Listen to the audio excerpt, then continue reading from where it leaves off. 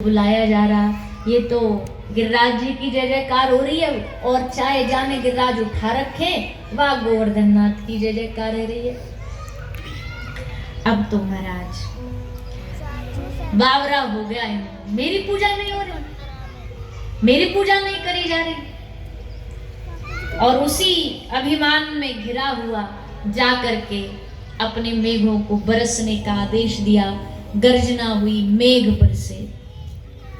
बरसे नहीं महाराज। ब्रजवासियों को लगा आज तो पूरे बादल उमड़ उमड़ के इसी ब्रज में गिरने वाले हैं और इस पूरे ब्रज को बहा के ले जाने वाले हैं। सब ये दृश्य देख रहे हैं और सबको पता कि अब हम डूबने वाले हैं, और सबको ये भी पता है अगर इंद्र डुबाने वाला है तो हमारा कन्हैया हमको बचाने वाला है। सबरे बोले देख कन्हैया, तेरी एक आवाज पे हमने सबरी पूजा की पद्धति तोड़ डाली। वो सोचो आप एक बार के लिए,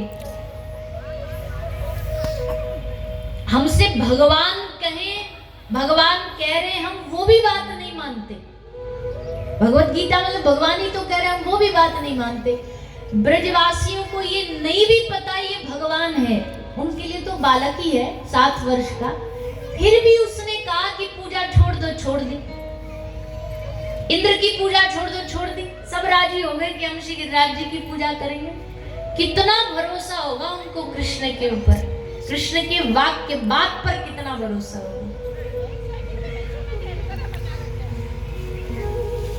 तो आज सारे श्री गिरिराज जी की शरण में आए हैं। भगवान ने श्री गिरिराज जी को प्रणाम किया और प्रणाम करके 7 कोस लंबे श्री गिरिराज पर्वत को अपनी उंगली पर धारण कर लिया। धारण करके ठाड़े हो गए, खड़े हो गए। सब ब्रजवासियों को गिरिराज जी के नीचे आने की आज्ञा दी, सभा के खड़े हुए, सब खूब आनंद ले रहे।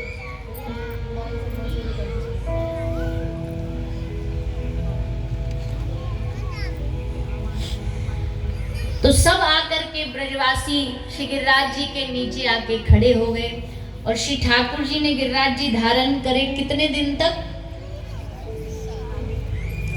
7 दिन तक गिरवर धारण। 7 दिन तक ठाकुर जी ने गिरिराज जी धारण करे। पर एक आध दिन तक तो ऐसी ही निकल गई, ना किसी ने भोजन की पूछी, ना पानी की पूछी, और सब आनंद में डूबे हैं। कन्हैया सामने एक हाथ से बांसुरी बजा रहे, कान में वो सुनती जा रही है, उसका आनंद लेते जा रहे हैं। 2 दिन बीत गए, 3 दिन बीत गए। सो यशोदा मैया सबरे ग्वालन ते बोली, अरे माटी के मधुलाओ, तुमको दिखाई ना दे रहो मेरो लाला अकेलो ठाड़ो, तुम्हें नेक भी शर्म ना आ रही, लज्जा नहीं आ रही? नेक सी मदद करा दे, नेक दया आ जाए बालक पे, नेक थोड़ो सो हाथ लगा ले, लठिया लगा ले, नेक भी तुमको संकोच नहीं है। बोले हाँ मैया सही कह रही है। तो सबरे ग्वाल बाल बोले मैया तू अपने लाला को सुला ले, हम गिरिराज जी धारण करवा रहे।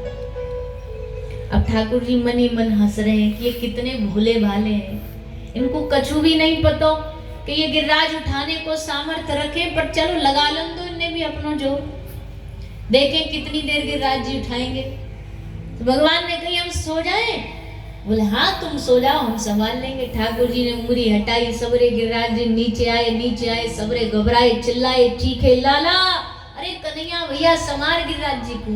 तो ठाकुर जी ने गिरिराज जी संवारे।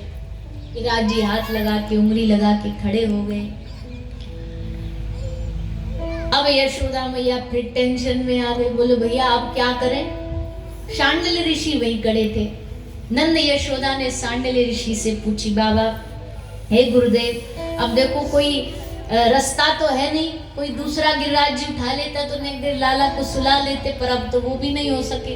तो ये बताओ लाला जब तक ये बारिश बरस रही है तब तक उंगलियां लगा के ठाड़ो रहे, यार के मियाँ बड़ो बल चाहिए, शक्ति चाहिए, तो कोई ऐसा यज्ञ बताओ जो हम करें और जैसे आपको बल बढ़ जाए या की शक्ति बढ़ जाए।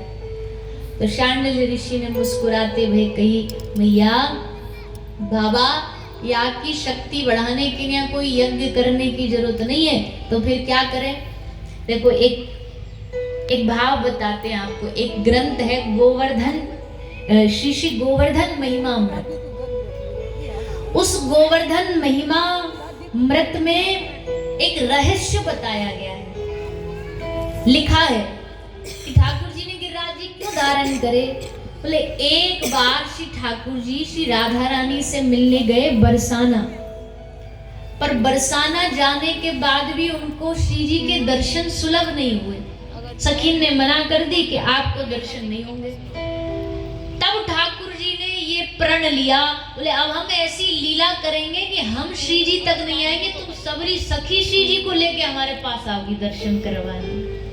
तो वो श्री जी के दर्शन हमको हो, इसलिए श्री ठाकुर जी ने गोवर्धन नाथ श्री गिरिराज जी उठाए। ऐसा गोवर्धन महिमामृत में लिखा हुआ है कि श्री राधा रानी के दर्शन के हेतु ठाकुर जी ने गिरिराज उठाए। और तब सांडिल्य ऋषि ने आज्ञा दी कि इनकी शक्ति को बढ़ाना है तो इनकी शक्ति को यहाँ लेकर के आओ। सो महाराज एक बढ़िया लंबा चौड़ा रत्न जड़ित सिंहासन लगाया गया ठाकुर जी के एकदम सन्मुख सामने।